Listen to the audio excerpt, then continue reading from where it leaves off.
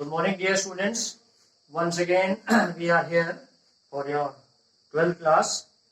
आज का हमारा केवल दो टॉपिक है. देखिए, मैक्रो इकोनॉमिक्स में जो पहला चैप्टर है, राष्ट्रीय आय शुरू करने से पहले एक आपका उपभोग वस्तु है जिसको हम लोग कंजम्पशन गुड्स बोलते हैं, और दूसरा आपका क्या है कि पूंजीगत वस्तु है जिसको हम लोग जो है कैपिटल गुड्स बोलते हैं. अब आप देखिए यहाँ पे जो मैंने परिभाषा लिखी है उपभोक्ता वस्तु या उपभोग वस्तु की, वो आप देखिए एक चीज मैंने यहाँ पे लिखी जो सबसे ज्यादा जरूरी चीज है, वो है आपका अंतिम उसका जो उपयोग करता है. यानी कोई भी वस्तु यदि किसी के द्वारा खरीदी जाती है और यदि उसका उपयोग करता वो अंतिम है, उसको प्रत्यक्ष संतुष्टि प्राप्त हो रही है, तो वो वस्तु क्या है कि उसके लिए उपभोग वस्तु है या कंज्यूमर गुड्स है या कंजम्पशन गुड्स है.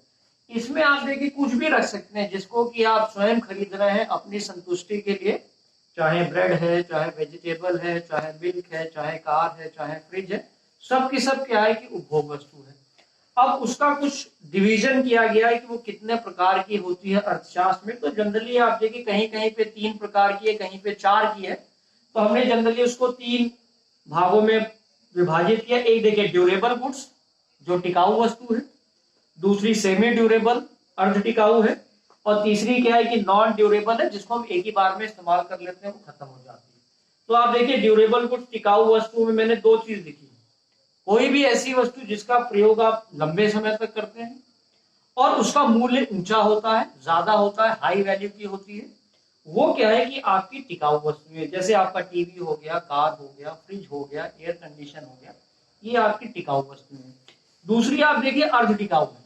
इसकी जनरली जो सीमा रखी 1 साल या उससे कुछ ज्यादा समय तक ऐसी वस्तुएं होती है जिनका आप प्रयोग करते हैं, तो वो अर्ध टिकाऊ है. उसमें हम अपने कपड़े रख सकते हैं, है ना, और छोटे मोटे इलेक्ट्रॉनिक सामान रख सकते हैं, वो आपके अर्ध टिकाऊ है. एक इसमें होता है गैर टिकाऊ या एकल वस्तु, सिंगल यूज गुड्स, जिसको हम एक बार में खरीदते हैं और एक ही बार में प्रयोग कर लेते हैं. जैसे दूध हो गया, सब्जी हो गया, है ना, ये सब चीजें क्या है, ब्रेड हो गया, एक ही बार में हम खरीदते हैं और एक ही बार में इस्तेमाल हो जाती है. कहीं कहीं पे आप देखिए तो इसमें सेवाओं को भी रखा गया है चौथे क्रम में, कि सेवाएं जैसे डॉक्टर की सेवा लेना, एडवोकेट की सेवा लेना, वो आपका क्या है कि एक तरीके से सेवाओं के फॉर्म में है. लेकिन वस्तुएं जनरली 3 प्रकार की. फिर आप देखिए एक आपका आता है पूंजीगत वस्तु.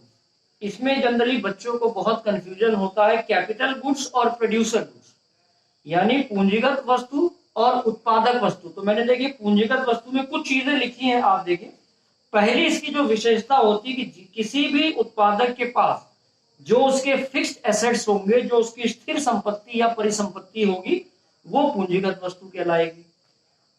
जैसे उसमें कुछ मशीन्स होंगी जो ज्यादा वैल्यू की होंगी, कुछ प्लांट होंगी, वो सब आपकी पूंजीगत वस्तु होगी.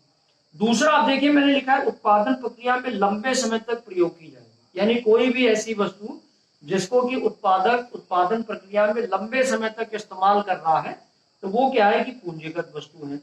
और तीसरा क्या है कि उसका मूल्य जो है वो बहुत अधिक होगा. यानी कोई ऐसी मशीन जिससे वस्तुएं बन रही हैं, उसकी लाइफ 15 साल, 20 साल या 25 साल है. एरोप्लेन हम देखते हैं, या हम ट्रैक्टर को देखते हैं गांव में, या हम ट्यूबवेल को देखते हैं, या बिल्डिंग्स को देखते हैं, वो क्या है कि पूंजीगत वस्तु का परफेक्ट एग्जाम्पल है.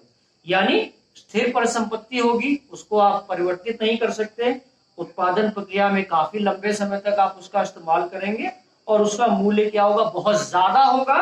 और एक ये इंपॉर्टेंट चीज मूल्य ह्रास, जिसको हम लोग बोलते हैं कि डेप्रिसिएशन, यानी वो ऐसी वस्तु होगी कि मूल्य ह्रास का मतलब है कि कोई भी ऐसी मशीन जब वो खराब होना शुरू होती है तो उसके मेंटेनेंस के ऊपर जो भी हम पैसा खर्च करते हैं वो मूल्य ह्रास है.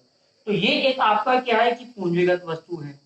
अगले चैप्टर में मैं आपको ये बताऊंगा कि पूंजीगत वस्तु और जो उत्पादक वस्तु है उसके बीच का अंतर क्या है. तो देखिए मैंने एक यहाँ पे स्लोगन लिखा है जो जनरली बोर्ड एग्जाम में आता है और बच्चों को बड़ा कंफ्यूज करता है. All capital goods are producer goods, but all producer goods are not capital goods. यानी सभी जो पूंजीगत वस्तुएं हैं वो उत्पादक वस्तुएं कहलाती हैं, लेकिन सभी उत्पादक वस्तुएं क्या है कि पूंजीगत वस्तुएं नहीं है. तो ये आता है कि इसको आप डिफाइन करिए. तो इसको हम लोग क्या करेंगे नेक्स्ट लेक्चर में आपको बताया जाएगा कि पूंजीगत वस्तु और उत्पादक वस्तु के बीच के अंतर क्या है। आज के लिए इतना ही। Thank you very much.